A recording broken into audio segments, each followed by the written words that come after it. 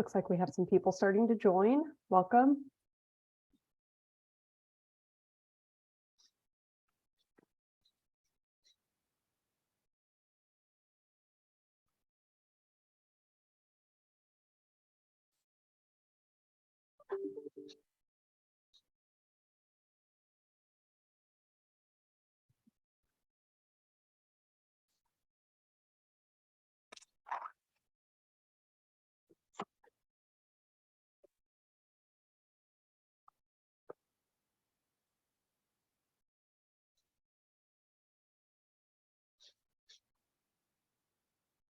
Maybe give it a couple more minutes.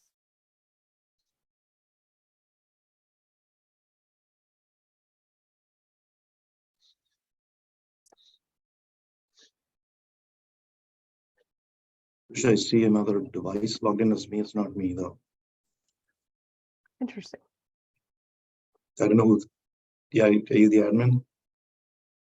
I am not.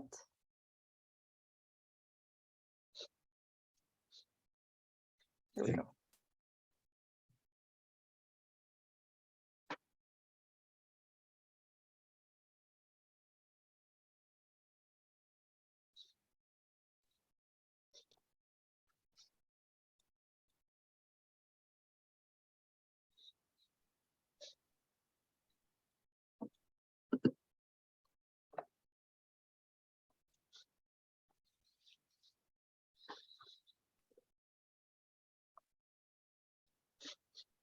All right. I think we can probably go ahead and kick off. We're a few minutes into the call and we want to make sure we have time to cover our exciting topic for today. So thank you all for joining. Happy November. We are headed towards the holiday season. And as we know, that means peak season is here. We have been living in it and we are at the peak of the peak season. So today we are discussing logistics in the peak season, and that is led by Sam Vahie and Manish Kapoor. Thank you both for being here. Welcome. I'm excited to be here. Yeah. Awesome. So just a little intro for each of them. Sam Vahie is the President and Chief Consulting Officer of Advatix. He has more than 30 years of supply chain experience, an MBA from Kellogg, and a PhD in artificial intelligence. He is an expert in supply chain strategy and analysis, market data and research, and has helped many organizations, among them PepsiCo, HP Lab, Lipton, and of course the many Advatix clients as well. So Sam, as always, we are so thankful for your expertise. Thanks for being here today. Thank you for having me. Awesome. And Manish, our fearless leader, among them anyway. We are happy to have you here. He is the founder and CEO of Advatix. He was the #1 employee, for the first employee, I should say, for Amazon Logistics. He is who you can hold responsible for the gray vans with smiles showing up to your door on If You're My House a daily basis, as well as the Sunday delivery for Amazon. Manish also was part of launching the same-day delivery for FedEx. So you know a thing or two about logistics, Manish. Excited to be here. Obviously, it's the topic that I sleep, breathe, and eat. So. Awesome. All right. And together and with the team of Advatix experts, Manish and Sam are on a mission to help companies scale their business. So all that being said, let's dive right in. Can you start with summarizing what's going on in the world of logistics, given the pandemic, the war? I mean, so much going on throughout the universe these days. How's this affecting us? It's been a roller coaster ride, to say the least. I think with the pandemic, everybody used up all the toilet paper in the retail stores, and the inventory was gone. And then the ships couldn't come out of China, right? So inventory was stuck after that. And then suddenly when things started to open up, there was a flood back in. So it's been a huge up and down wave, and Sam's an expert on that. He will summarize as well. We're not completely out of it. You know how these waves are normal if the peaks and troughs are normal. But the swings have been so huge, and that's impacting the entire supply chain and the cost related to it. It's impacting our customers directly. Logistics cost is out of control, and On top of that, obviously the inflation is unprecedented, at least in the US and other markets, the driver shortage and so on. And then what we're expecting now is a peak that's not going to be as peaky during holidays because the buyers are afraid to spend. It's a complicated situation to solve, and but it can be solved. That's where I think having the experts in to tackle with these problems help. Sam, would love to get your insight on this. Yeah, no, Manish, I think you've covered a lot of it, but I think the key element here is the 4 or 5 things that have happened kind of consecutively, right? We started off with COVID causing some of these challenges. And then on top of that, you've got a war, and then you had labor coming out of the market with COVID coming in. So you've got labor shortages that cause labor rates to rise. Lack of assets, all of a sudden everything kind of shifted from retail to e-commerce. So all of a sudden there was this big logistics push to try to get everything to the customer at home rather than at retail stores. So all of a sudden everything became a last mile delivery rather than a retail store delivery with COVID. And then you got hit with the war, which then further shrunk the supply chain and supplies across the board. Anything coming from Europe, anything that needed to go through Europe had started to have challenges. And then now with the financial situation, with inflation rising, with all of the other costs going up and the escalation of everything, I think that's kind of caused this somewhat of a perfect storm in supply chain. And that's what's caused some of the challenges that most people are facing, especially on the logistics side. I think we're seeing a lot more of the impact on logistics just because of that. When you're going to one point and 50 people are coming to a store to pick up inventory versus going to 50 points to deliver all 50, those toilet paper rolls to those 50 customers at their homes, it's a very different logistics nightmare that somebody has to deal with. So that's sort of what's caused that explosion or that escalation of cost, of resources, of infrastructure, and the ability to actually ramp up and scale up to that has been a little bit of a challenge for a lot of companies to deal with, and rightly so. Yeah, I think one more perspective to add is it's really interesting what's going on and as far as the players are concerned in the US domestically for logistics. Over the years we've talked about FedEx and UPS and USPS, DHL in and out, right? DHL has actually now picked up quite a bit. It's a war zone because guess what? The regionals and the locals are picking up. There are so many new startups that have jumped in as well, whether it's last mile, whether it's for sorting. And so I think this is going to be a lot of change still over the next few months, couple of years. And it'll be interesting to see where these players end up in terms of market share. Yeah, I think Manish, just to add to that, not to belabor the point a little too much, but like you said, you've got a lot of new players that have come to the market. And as these new players have come in, what we've seen over the last 12 to 18 months is this somewhat consolidation, right? You've had a lot of these companies getting bought out, getting consolidated. You've seen a lot of money that flooded into the market. All that money is now receding. And you've got a lot of these players that were startups that started up 12 to 18 months ago that have now disappeared. And how does that affect the market? Or the ones that didn't get acquired are running out of cash and going bankrupt and leaving the market, or and those assets are coming back. So we're seeing some of that. When you look at line haul rates, last year we were seeing this escalation, unprecedented escalation of line haul costs, going from $2 a mile to over $3 a mile. Over the course of this past year, because as money has kind of started to leave the market and those assets have now, some of the companies have kind of disappeared and the assets have started to become a little bit more available than they were maybe 12 to 18 months ago, and manufacturing has ramped up. We're starting to see that go down again. We're starting to see those costs get back to that 250, 260 range, still higher than where they were, but a lot lower than where they had gone to the end of 2021. Sam, do you have any handy stats to share? Absolutely. We've got a slide that talks to that. So let me see if I can quickly share this. I'm sure the audience can guess. Sam's extremely data driven, and which really helps our customers quite a bit.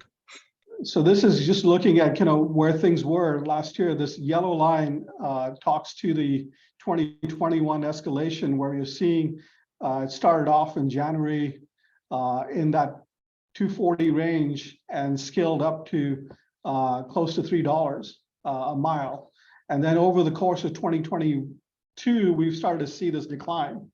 That's gone down. It's still not at the 2020 levels, and where we're used to seeing things, and where we should have seen things somewhere in that $2 between 210 and 230 range, but we're getting closer to that than we were before.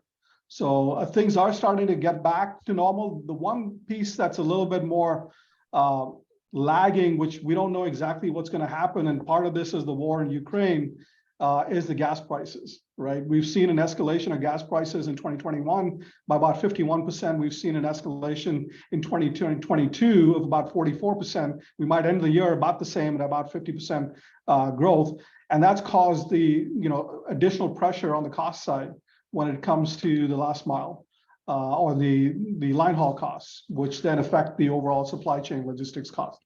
So definitely something to think about as we start to look at the 2023 year and see where we might end up and plan for that more effectively. Awesome. That's a great start. So, let's dig a little deeper. How important are logistics for e-commerce businesses? I think most e-commerce companies, if I set aside large giants like Amazon, even Amazon, not many people realize that the logistics cost can be higher than the rest of your operating cost because you're moving packages all the way to folks' homes. And especially young e-commerce companies, is when it's a product company, they ramp up, they start with Shopify or, have some sort of a software. Shipping is an afterthought. And then they continue to grow and get to a point they realize, whoa, what happened here? And it gets out of control. So I think companies who think about the transportation aspect of their business as they ramping up their business, or even mature businesses, it tends to be a good portion of their cost, a significant portion of their cost. So I think optimizing that and making sure you're getting the best results out of that directly impacts your profitability for all e-commerce companies. And because by nature, e-commerce, the package has to get to somebody's home, direct to consumer, the logistics cost is a key driver of success of these businesses that has to be kept in control. Obviously, traditionally, if you're using FedEx, UPS, costs have gone, those rates have gone up as well. I'm sure Sam might have some stats to share there as well, but that's impacting all e-commerce companies directly. And it's actually also is speeding up the disruption of, non-traditional players jumping in, like the local couriers and the regional providers again. And the companies are forced to think outside the box. It's a good thing, right? And innovate as far as transportation is concerned because of that. Yeah, absolutely. And I think if you look at e-commerce in general, most companies are spending about 30% of their total cost of delivery in the supply chain for logistics. So when you take that into account, 30% of your costs are related to logistics. How do I really manage that? And Manish is absolutely right. When companies start up and once they start to grow, logistics is always an afterthought. Typically, they don't even have a team. They're assuming they've got a FedEx store close by or a UPS store close by, and they basically can go drop the packages or call somebody at FedEx or UPS to come pick them up, and somebody will pick them up. The question is, those costs start to rise relatively quickly. And, given what we've seen over the last year, the GRIs, et cetera, going up both on the FedEx and UPS side. And yes, I do have a slide for that. And I'll share that in a second. We do see kind of, some of that that whole piece related to cost and managing that cost more effectively, because that can make or break a business. I mean, we can start off assuming that we will continue to scale linearly, but as those costs continue to rise, the complexity of some of that continues to rise. And if you're giving a fixed price to your customers and you're not taking that into account, as those GRIs start to hit and other pieces start to hit, they start to diminish your margins. And that's where companies start to get into cash flow issues. Most logistics providers have a net 14-day payment term. So in other words, I'm getting an invoice and I'm having to pay that invoice in 14 days versus having to actually get money back from the customers by the time customers pay me or my suppliers pay me, etc., or I start to get payments coming in from a bulk perspective, that might take me 20, 30 days. So now I have to cash flow that amount. So running through some of those challenges, running through some of that is becoming a bigger challenge. In e-commerce, that scaling and that ramping up is significant. You may not get all the cash up front, and you may not get the money that you need to actually bankroll a business and scale up, even though the demand is there. But just going back to the chart, I mean, what we've seen over the last few years is also, again, like I said, somewhat of a perfect storm. You see kind of the unprecedented growth. GRIs in the early 2012, 2013 were in that 5.9% range. But what we're seeing right now, 21, 22, 23, for both FedEx and UPS have kind of crossed that, especially on the ground side. Air is one thing, where people expect to pay a little bit more, and there is a premium. And those products typically that is shipping by air or express are premium products that have a higher margin, and you can absorb some of those costs. But when it comes to ground shipping, which is a bulk of what most people are shipping through, that's where those GRIs really start to impact you. And if you're not passing those on and you really don't understand the costs and don't understand the implications of what those costs are, that can really hurt your bottom line. And can cause a lot of companies to deal with a lot of challenges, more challenges than they otherwise would need to. But there are always solutions. So hopefully that helped a little bit. Yeah, and one thing I want to add is we have a number of customers that are in circular economy, rental businesses. Obviously, it doubles the problem in that case. What you're sending out is coming back. So even more critical to manage the cost down. Plus, if you're sending that item back out to somebody else, the next customer, the speed matters as well, both outbound and inbound. So I think we can go on, but it's a really critical piece of the e-commerce business and should not be an afterthought. Absolutely. And that's a great lead in actually to the next question. We need logistics, but what can companies be doing to drive logistics down without impacting service? So I think the common reaction when every company does is, hey, let me go and negotiate my rates with FedEx, UPS, DHL, USPS, any partners that you're using right now. But I think that's just one small piece of what's possible. And even that can be done in a very, very different way using data analytics. So that's one point. But I think perhaps Sam, you and I can go through a few scenarios where we've applied different techniques to reduce cost. And I believe that the more rich you are in data, the more you can do.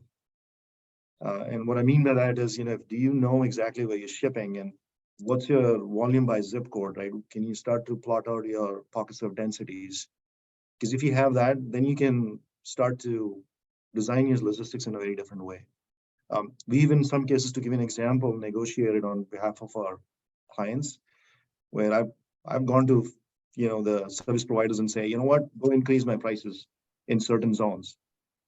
I get a strange look back, because guess what? The next part of my question ask is, but here are the zones that I need you to reduce my cost.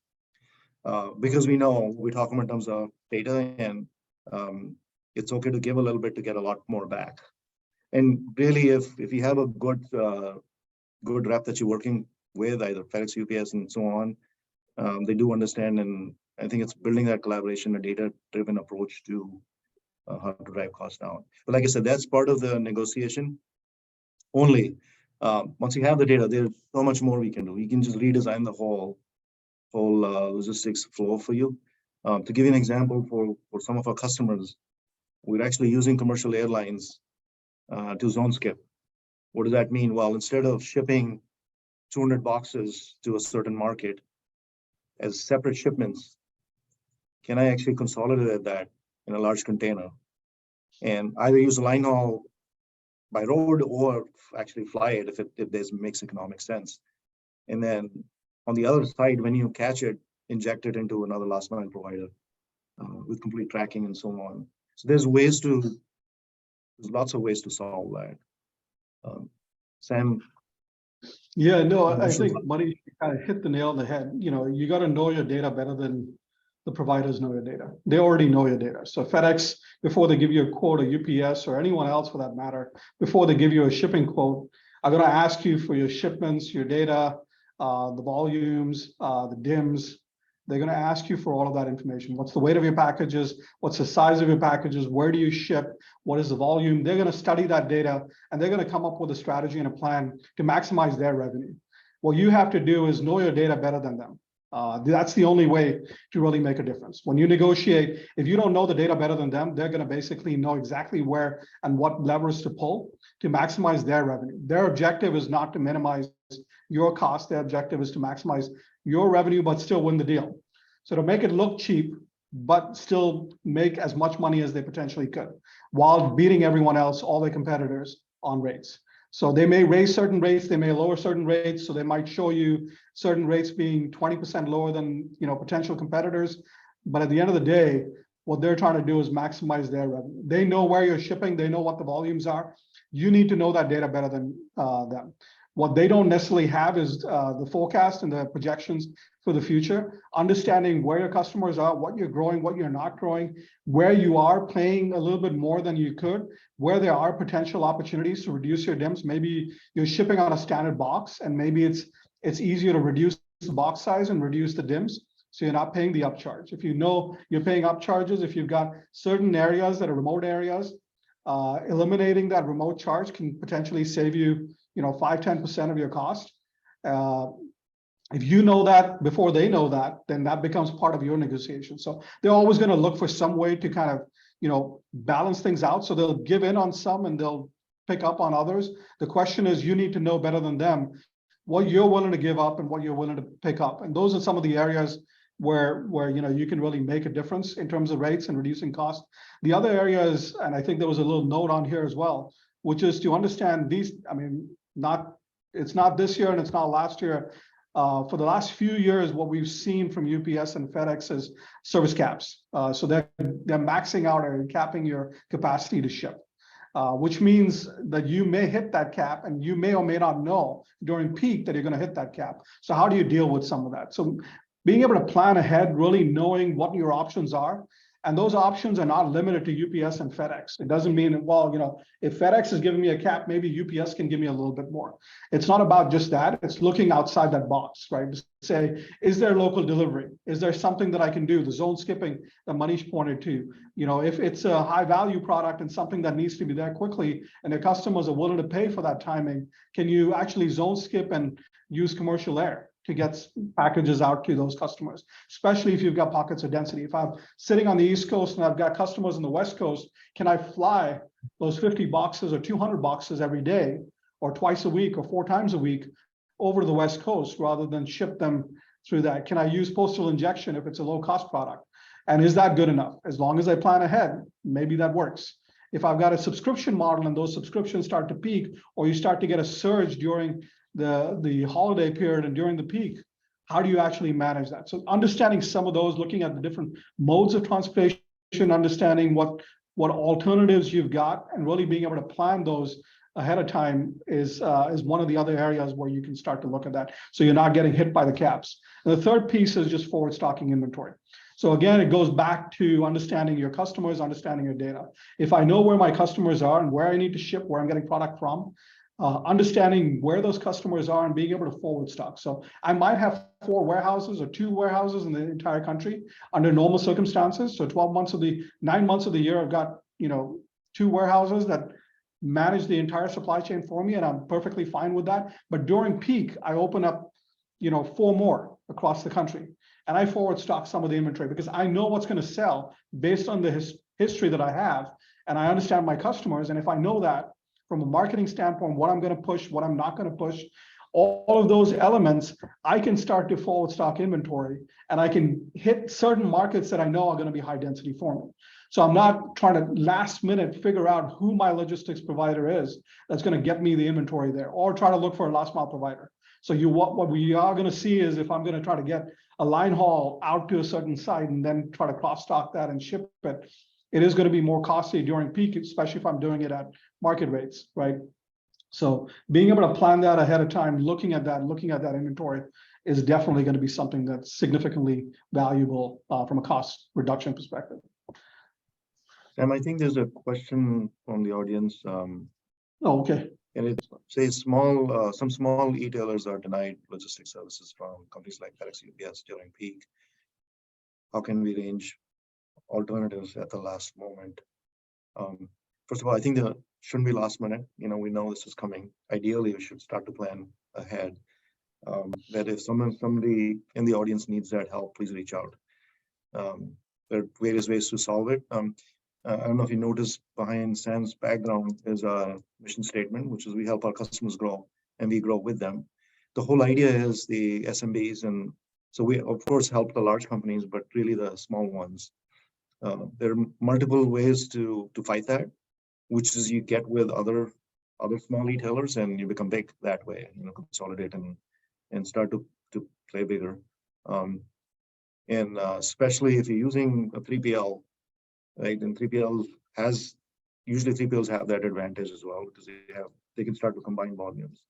But we have been working with all the service providers, including USPS, in coming up with programs that are really support the smaller players, smaller companies as well as you're growing. So a number of programs that we've actually helped a number of clients as well in that case. Typically it doesn't happen like last minute, but it can. But few customers this peak, for example, we worked with them to get ready for the volume that was coming or the price hikes that were coming up. So even the small players shouldn't feel small. There are ways to partner with others to become big, come across big, or tap into some of the SMB-based programs that these service providers have. It's tough. I think some of this is driven by limited capacity, and just as business, they tend to pick up, you know, the higher margin volume and fill up that capacity. I think Amazon is the same way. Last couple of peaks, we had the same challenge on the fulfillment side. I think this year, though, is slightly different because the forecast is that the demand is going to be lower as far as peak is concerned. So it'll be interesting over the next few weeks to see where we end up as far as peak is concerned. Yeah, Manish, additional thoughts? Yeah, I was reading some of that as also the caps that they might put. You're right, but small retailers might actually just be denied, especially if they're trying to hit some of these players during peak or just before peak. They've already allocated capacity and caps to most of their customers. So unless you want to pay a significant premium, it's going to be hard to get capacity at those players, but there are alternatives and there are ways to get your product to those customers. I think there was an announcement with Amazon as well that said that they might open up some of their current capacity for third parties to use their logistics services and to use their beyond just the FBA. For those that are selling on Amazon, I think there was a potential opportunity, or they're looking at the potential opportunity of actually opening up their network for third parties. And I think the other alternative is this is where the regional players and the local players come into play also. We mentioned earlier, and that lots of new companies jumping in, and some are really picking up fast and successful. So there are lots of options out there if you have the right partner helping you see through those. I think overall, so we talked a lot about data analytics, right? And what else can you do with the data? So we talked about using the data for negotiation.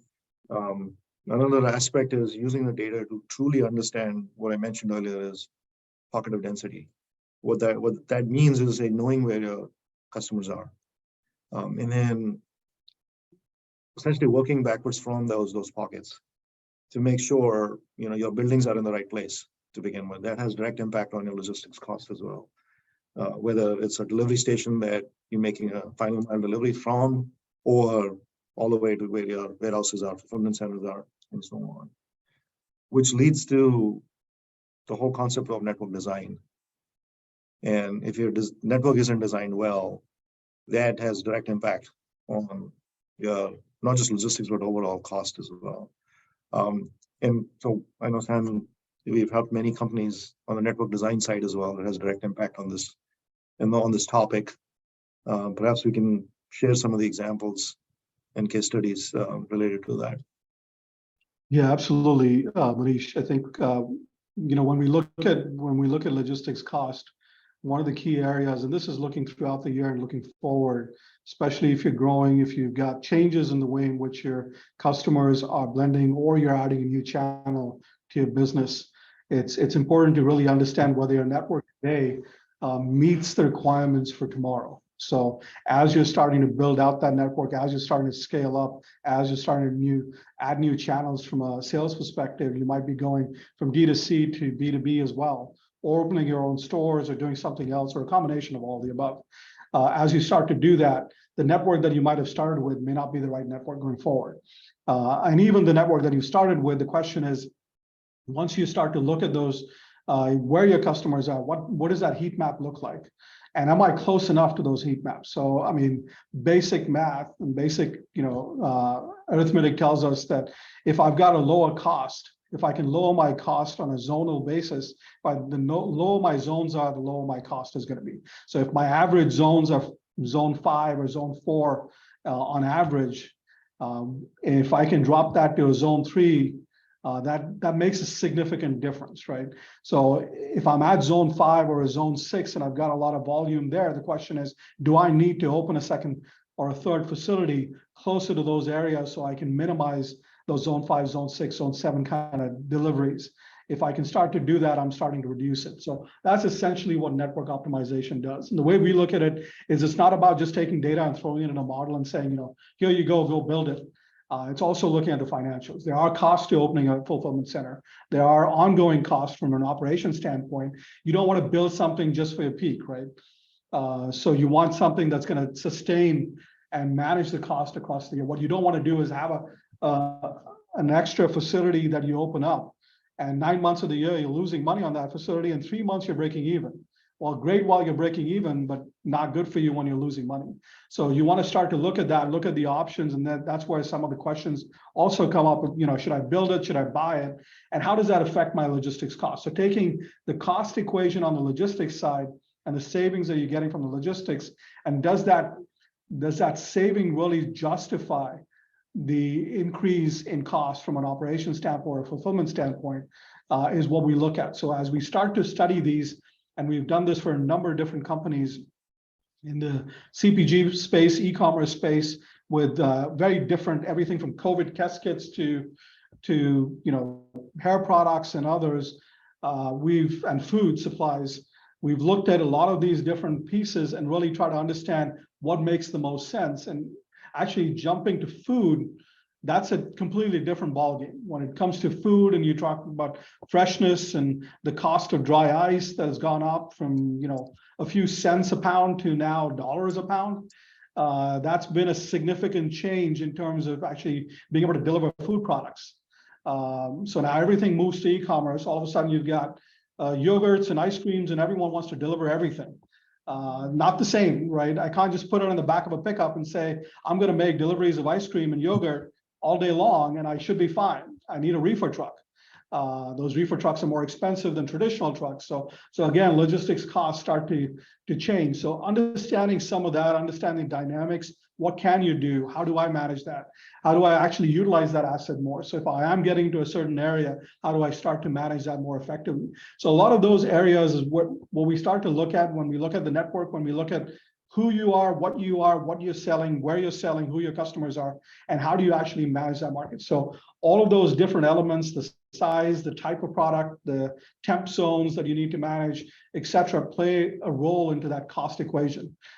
Even though it's logistics, the fulfillment piece kind of overlaps a little bit into that logistics space. So I think the other aspect of this is, I know today's topic is more focused on logistics and the cost related to that. But it's also dangerous to look at logistics in itself and alone, which is what I think Sam is highlighting. There's a framework that we use that I'm happy to share with the audience as well. We call it LQI, which is essentially logistics, location, labor, and inventory, and the interplay of all those together. At the end, as I mentioned, who's your customer? What are you delivering? How fast do you want to deliver? At what cost? And then you apply all that to these 4 dimensions. Because yes, you can open up more facilities to reduce your logistics costs, but guess what? Your inventory cost may double up. Your labor cost may go out of control as well. So I think finding that right balance and making those changes at the right time based on your forecast. So it's not always the right time to open up a new building, but there is a right time to do that, which is, again, we look at data-driven, forecast-driven answers to that as well. And then Sam, you mentioned the whole food delivery space. That's been a even more scary roller coaster ride over the last year or so. We've seen a number of our customers who are in ultra fast delivery do really, really well for a few months, and then massive headwinds after that as well. So I think when it comes down to fast delivery, all the way to 30-minute, 20-minute, it comes at a cost, right? And so, I mean, if you take a step back and start to look at the economics of making that stop within 30 minutes of placing the order, it comes at a cost. So I think not overlooking the reality will really help in these situations. And consumers are pushing to get things faster and faster. And I think the ultra fast delivery still needs to be cracked in a full and successful way. Again, the economics of that is completely different compared to the 2-day Prime or 2-day shipping nationwide. So I think it goes back to what really are you offering to your consumers? Are you offering a 2-day service? Are you offering a, by the end of the week service? All the way to, are you offering a 30-minute delivery, a next day delivery? All those scenarios impact network design directly. And so if you don't go through that planning and exercise, let's define the customer, what's the level of service that you're offering, and then what cost, what price points, what cost can you absorb? That leads to designing the right network. So again, it's hard to describe the whole process and here in an hour webinar. But there's a lot of math that can be applied to this, to designing it right. So additional thoughts, Sam? No, I think you brought up the point, and then maybe we'll discuss it a little later, but technology here plays a big role, right? Like you just said, there's a lot of math involved. Question is, at the end of the day, I mean, if I look at my costs, it's the cost of the van, or the infrastructure, the cost of the actual asset, whether it's asset light or not. I got to lease it, rent it, or buy it. Regardless of what I do, there is a cost associated with the asset. There's a cost associated with the labor or the driver. And if I do need additional people in the van or the truck or whatever the vehicle that I'm using to deliver something, I've got those labor hours as well.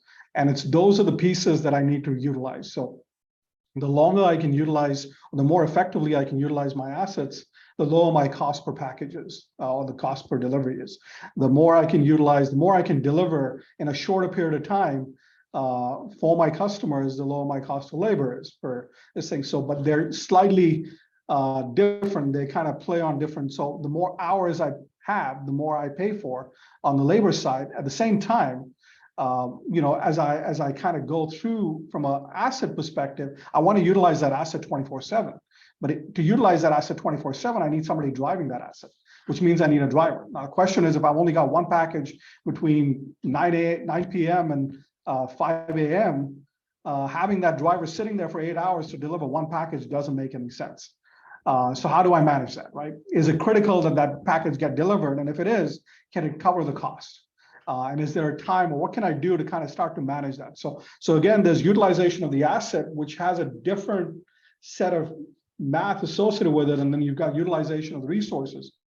And with technology coming in, what we've got is the ability to actually now route optimize. And we've had this for a while. but that's becoming more and more commonplace, and being able to really understand how that plays into this and how do I really optimize those routes. So I'm shrinking the amount of time, I'm utilizing that asset more effectively, but maybe I'm doing 4 different things. So, the AM part, I'm doing, one set of deliveries.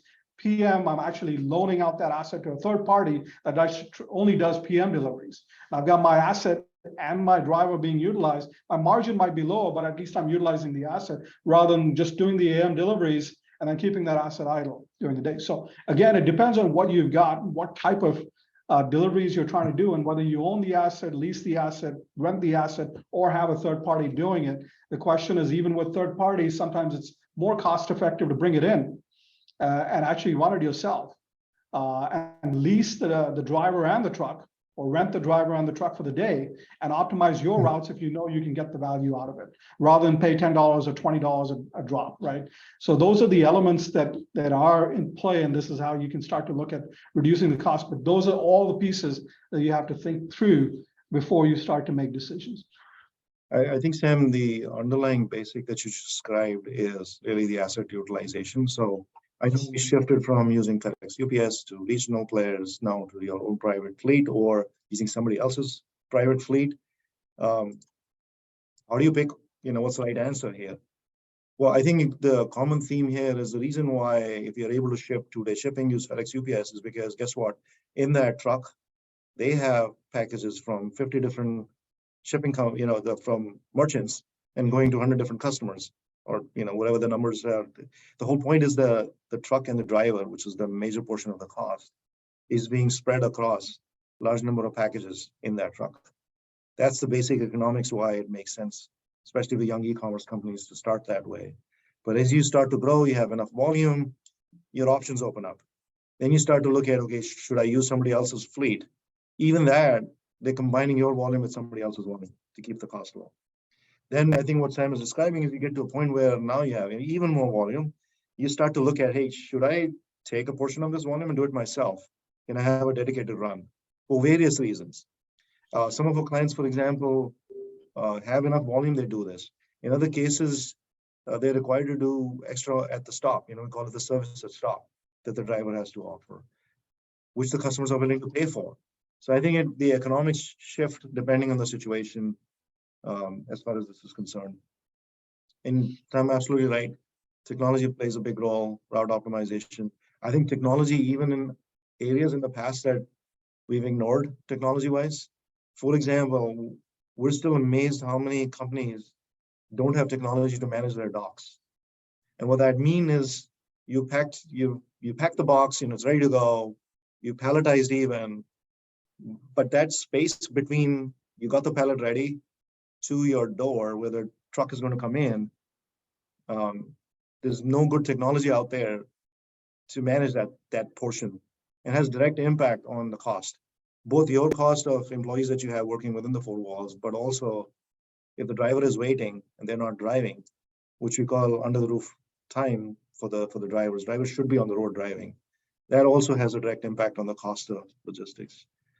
So yeah, technology plays a big role, really defined with a good process supported by a great technology has an impact. So we did cover the importance of data and data analytics, understanding where your pocket of densities are, and then using the data to negotiate, using the data to start to design your network properly, designing of the network based on the services that you want to offer to your customers. And now we're talking about, hey, do you truly understand your end-to-end process? And then do you have the right technology to apply to it? Another missed opportunity that we commonly see is not looking at the entire supply chain. So you might have a first mile, middle mile, last mile. You can literally chunk it into those pieces and start to optimize each one of those segments as well. And make sure you're getting the most cost-effective solution for each one of those as well, and stitch it together in the right way. So again, that's another dimension, way to drive costs down overall. And along the lines of technologies, what are some disruptive technologies we should be watching out for? We know drones, automated trucks, what are some disruptive ones we should keep an eye out? We also have a question from the audience that ties into this a little bit. So I'm going to let you guys go off on this and then we'll answer their question. Okay, I don't think we see the other question, but so maybe you'll summarize that later on, Krish. Yeah. I think there's a lot of new technology coming in. Some of that could be buzz more than anything else, but the others are, or some may be applicable in future, but the others can be applied immediately. So I think some of the ones that we touched on, again, auto optimization, as I mentioned, is not a brand new concept, but the need for that is much higher right now, and different ways to apply that. Customers are now expecting Uber-like information constantly. They want to know where things are constantly. They want to know when the driver is coming, right? And we want to, on the driver side, we want to know when the customer is home as well, especially if you need a signature for that delivery, right? I'd rather have the customer tell me, hey, I'm not home, than send the driver to the doorstep and have to go back again, come back and go back again, which is called the first time delivery success. Because guess what? The driver making that second trip is going to cost you again. There's two-way text, simple text technology that we apply, where the customers are able to tell us, hey, I'm not home, don't come in. Or they're able to say, yeah, I'm looking forward to it. Here's my gate code to come in. So the driver is not stuck at the post to get into their neighborhood and so on. So technology applicable immediately. There's a long list of areas, the dock management that I mentioned, having a good yard management system as well. All the way to, we've heard about drones making deliveries, and I think we're still limited as far as technology is concerned, and how long these drones can fly and how much load that they can carry. So as the battery technology continues to mature, I think that there is future for that. It's not happening in the next few months, apart from some of the immediate applications that we keep hearing about in the news. So I think it hasn't reached the tipping point there where it starts to become a common theme. Another big area that we keep hearing about is the autonomous trucks, and I think good traction over there as well. In last few years, we predicted that it's really the long hauls where it'll be applicable first, before it can be applied in the last mile situation, which is more complicated, more people involved. Safety is a big concern, continues to be overall. Last many months, we've also seen robotics being applied for not just the last mile, but the portion of the last portion of the last mile delivery as well. Again, I don't think it's ready for prime time now, but the exciting part is the companies are making investments in that space overall. Just a few to start with. Sam, I'm gonna pick your brain on this. Yeah, no, absolutely. So I think, Manish, you covered a lot of it, but I think, like you rightly said, there are lots of technologies out there. AI has been around for a while now, and it's amped up over the last 10 years or so. And you're starting to see a lot of interesting things coming out.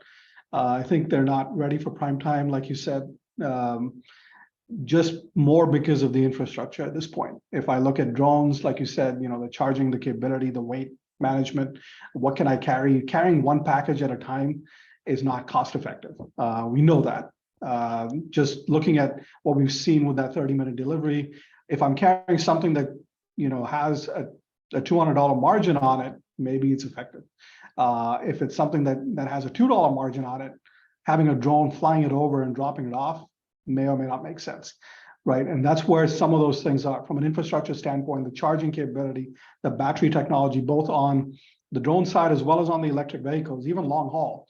I mean, there was an article recently that was out there that talked about it's almost, in order to have charge stations for the line haul trucks that are electric and automated, you're going to need almost a mini city, the electric power of a mini city at multiple stops. So every truck stop is going to have the power equivalent to a small city to charge those line hauls, right?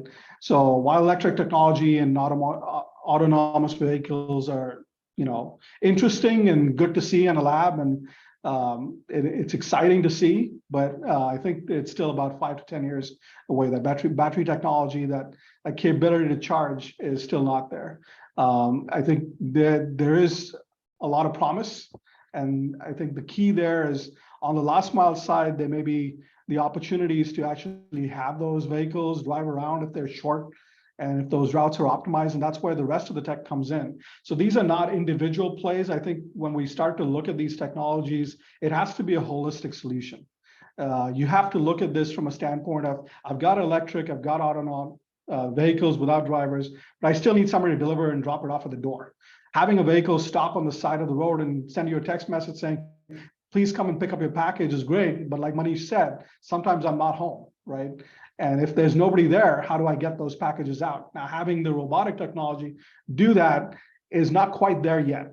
And during the winter, at least I'm on Nextdoor, and we see the notes all the time about people coming and picking up everyone else's packages.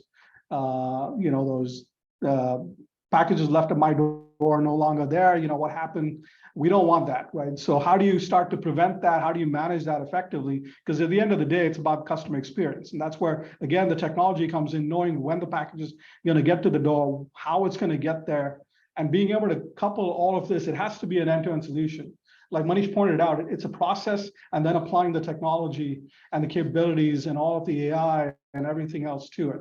Looking at any one of these is interesting, and it's exciting, and it's new tech, and it's a good toy to play with, but it doesn't solve the problem. So really understanding this longer term is where I think there's a lot more. I think the live visibility and tracking is an element that's becoming more and more standardized.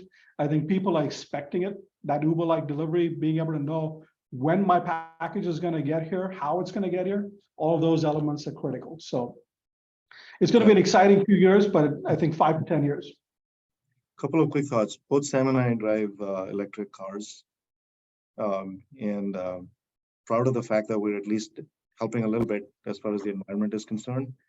But I think as cars become normal, electric cars, obviously that's feeding into the battery technology as well, and which will eventually, hopefully, get to the point where the trucks can be charged and run long hauls, and the autonomous and so on. I think one technology separately we didn't touch on is the vision and machine learning side of it. That is more real. It is being applied in the supply chain space quite a bit. Technologies that can scan a complete pallet when in a few seconds, and know all the barcodes and the RFIDs and so on. So I think the scanning technology to speed up the process, that's another area where vision and machine learning is helping. We've done a lot of work in auto replenishment using vision technology, and tying back to the warehouse systems as well, where when it's the last item on the shelf, and can you automatically fulfill that. I think automated checkout is where the technology is also being applied on the retail space. So I think more to see. Technology is at the heart of it. Like I said, some are applicable immediately, some are for long term. The question is, for us at least, is making sure we stay ahead of it, and we find the practical applications of the technology that's available to help our customers grow financially and so on. I think we do have one last question. This is a student asking, hey, if somebody who's just entering in the supply chain and logistics space, how do you navigate? Call it complexity, call it mess right now. How do you navigate through that? I think there's massive opportunity. Supply chain is still a young space in my view, because of all the changes that are going on. It's an exciting time to be part of it. It's just finding the right places to start and continue to learn and build. I think it's also important to find the right mentors for somebody starting new in the space. And what I've observed is learning from guidance you can get from others' experiences can speed up your own learning as well and growth. Sam, anything else you want to add for the? Yeah, I would say it's again back to basics, right? I mean, at the end of the day, you're moving product from point A to point B. Whatever that point A and point B and all the points in between those are, you're trying to get. So it's back to basics in terms of how do I move, what do I move, what's the volume, what are the economics associated with it, whether they're financial or operational. Can I get that volume moved quickly? Can I get it done in the timeframes that I want, the SLAs, and what is it going to cost me to do that? And how do I start to manage it? Because at the end of the day, it's all about the cost. It's all about making sure that it gets there in a timely manner. So what's my SLA? Making sure I get it there. And then all of the tech and all of the other pieces are a great, interesting items to know about and learn about, and how they can impact it and what those levers are and how they will be pulled by different elements of technology. But at the end of the day, it's all about the basics. So knowing your basics, knowing and understanding those basics is critical. Knowing how supply chains work, what the elements are, what the levers are that you can pull, whether they're cost or service related or inventory related or otherwise distance related. That whole LQ framework, I think, is critical. And just understanding all the elements and how they play a part is going to really help. And Sam, if I can summarize the session, LQ is a good framework. I think there are 4 pillars that we talked about today. One was the importance of data. So, making sure, especially if you're going through a supply chain program, that data analytics is key. The second big concept we talked about was the network design side of it. And we talked about technology as well, and how does that impact. But by far the most important is the financial aspect of it, which everything at the end comes down to unit economics and cost of that route. Do you have enough packages on that route, right? And are you charging enough for the customers, to make sure that the cost is covered and so on. And so that's the underlying principle as well. I think just focusing on those 4 areas could be really powerful, and just making sure you're really building up strength-wise on all 4 areas. Trish, I think we're almost out of time. I don't know if there's any other questions or final comments. I think that's everything. Thank you, Sam, Manish, for your time and expertise. To our audience, good luck in the rest of your peak season. Keep us in mind as you experience those shifts. And we look forward to seeing you at our next webinar series, The Expert Mile. Everyone take care. Thank you. Thank you. Bye. Bye.